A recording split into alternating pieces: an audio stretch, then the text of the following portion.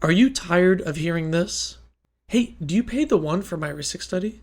How about the 4 for my Mystic Remora? Are you gonna pay the 4 for my Hey, Mystic do you pay Remora? the 1 for the one? Rhystic Oh, wait, study, 3 and 5 for for my Sentinel Sentinel? again? No. I cast Sire of Insanity and Vandal Blast. Rhystic Study and a few other cards have been the bane of many commander pods for years.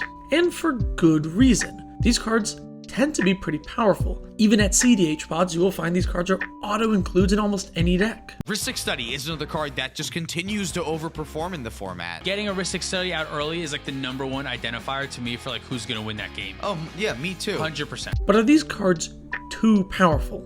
Should they be banned in Commander? Let's take a look at what they do. Rhystic Study and Mystic Remora are the poster children for this effect. Whenever your opponent casts a spell, they pay a tax or you draw a card. Remora having the tax at 4, which is very difficult to pay, but it only counts non-creature spells. And cumulative upkeep makes it not nearly as strong as Rhystic Study. Rhystic Study, though, stays around forever and triggers off of each spell. Unlike some of these newer effects, like Esper Sentinel, which is only the first non-creature spell you cast. In competitive Commander, where most decks are looking to cast 5 or more spells in a turn, each one costing only 1 or 2 mana, a Remora or Study can draw you 3 or more cards in a turn. I often will see one player go for the win, try to storm off, and then have the Rhystic player draw 10 cards, and then they use a Force of Will to stop their combo, and the player who drew 10 cards wins the next turn. So if these cards are incredibly powerful at the highest level of Commander play, should they be banned for casual Commander? Well, for casual, I actually think these cards are not nearly as powerful. With some clever play and politics, I think you can turn these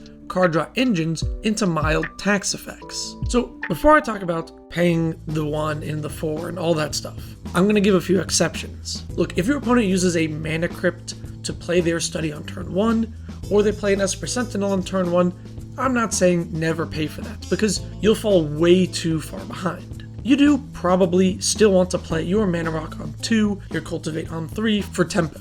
Or maybe you're stuck on 4 lands, but you finally draw a Harmonize. Sure, go ahead, don't pay your taxes. In Magic the Gathering, don't commit tax fraud in real life. But outside of those specific situations, you should often pay the 1 or 2. You see, in competitive Commander, since most of your spells are 1 or 2 drops, a 1 mana tax doubles the cost of your spells or increases them by 50%. But in casual Commander, if you're playing a 5 drop and it's being taxed by 1, it's actually only a 20% increase, significantly less than the 100 or 50, making the tax relatively just not as powerful when you're playing fewer spells but larger ones. And card draw and ramp are some of the most powerful things you can do in Commander, so letting your opponent draw extra cards or ramp extra mana will almost certainly lose you the game, whereas a small tax effect on your cards probably won't lose you the game. I feel like this is a trap that a lot of newer players fall into. They just don't pay the 1 extra mana because they don't realize how powerful card draw is. Let's take a card like Anguished Unmaking, pretty good card.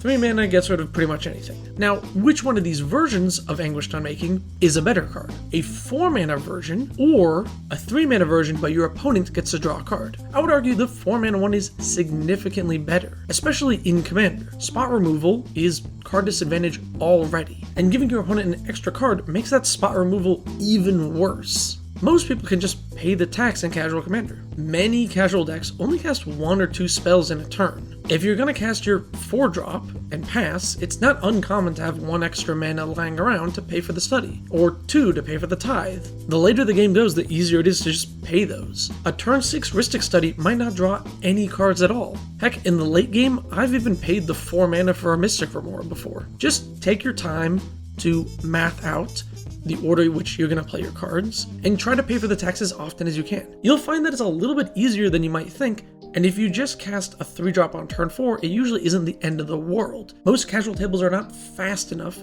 for that to make a difference. Not every card needs to be slammed ASAP. Now the real issue is, with all of this knowledge and correct playing, your opponent can still just feed the Rhystic Study player 30 cards and you lose anyway. So does that make everything I've said so far useless? Well, no, because this is where politics comes into play. Now that you know that paying the tax is the correct thing to do, simply sharing that knowledge can be a big deal. Now this is a bit of a prisoner's dilemma type situation. All the players without a study should work together to pay the one every time, so that the Rhystic Study player doesn't win. But one player could break that rule and play multiple cards without paying extra mana and just get ahead of you and any other prisoner in this situation who paid the tax. And you won't know which prisoner breaks the rule until their turn has passed, so it might be after yours. So how do I deal with this? First, I just let the table know, hey, let's all pay 1 for the study. We're all going to agree to pay the 1. If we do that, then they won't get a free win. This usually helps newer players realize the threat. It's the same with combo pieces. If you think it looks like a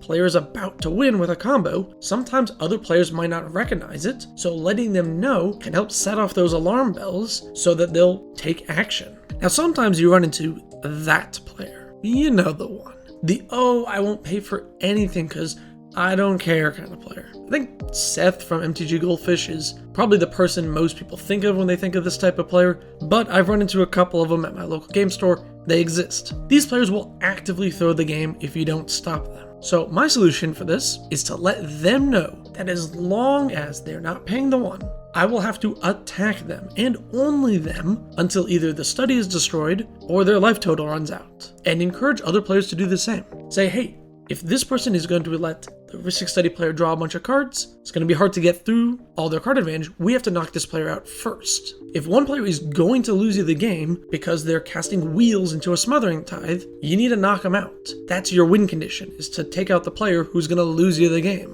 Now, if you do draw your enchantment removal, remove the offending enchantment and continue on as normal, or don't. Maybe still attack them. I've been pretty aggressive with the players that don't pay the taxes, and hopefully eventually they'll get the hint. If everyone pays the 1, then Rhystic Study becomes a worse sphere of resistance and loses a lot of its power. Look, tax effects like this I know can be frustrating since it's very easy for a player to wheel an opponent's tithe and lose the game for the whole table, or draw the Rhystic Study a bunch of cards and lose the game for the whole table. But with politics, hopefully we can avoid these situations. And I think that these tax effects are pretty interesting when it comes to decision making, especially when it doesn't cost mana. I like the concept. The new Charismatic Conqueror has an interesting effect. It taps your artifacts and creatures unless you give that player a 1/1 with lifelink. I think in Commander, this will be a really interesting card. Do you leave your treasure tokens untapped that you made with Dockside so you can try and pop off? But what happens if they stop you? Then you're gonna die to a bunch of 1/1s of lifelink. But since it doesn't give your opponents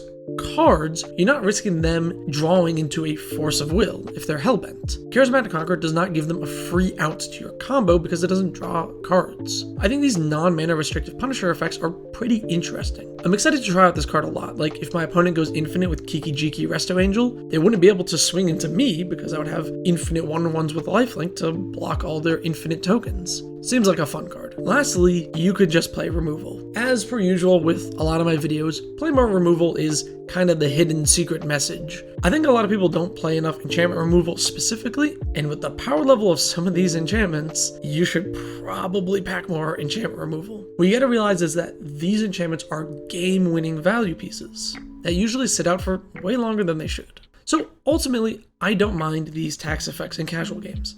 I don't think they need to be banned at all. Their power is only what your opponents give to you. And I feel like as players play more, gain more experience, they will see how much worse these cards are as tax effects instead of card draw. Honestly, if everyone always paid the 1 for study, I wouldn't run it. As of now, I do because it's a free win against players who don't realize the power of the card, so it stays in my decks. But hopefully in the future, these cards won't feel nearly as powerful and they'll become less relevant. I know there might be some conflicting opinions to what I have said here, so let me hear it in the comments below. Would you like to see any of these cards banned out of Commander? Personally, I think Rhystic Study is the biggest offender, so the other ones I'm kind of less worried about in general, but if you think like Smothering Tithe should be banned, I would love to hear why. Regardless, thank you so very much for watching. Subscribe for more.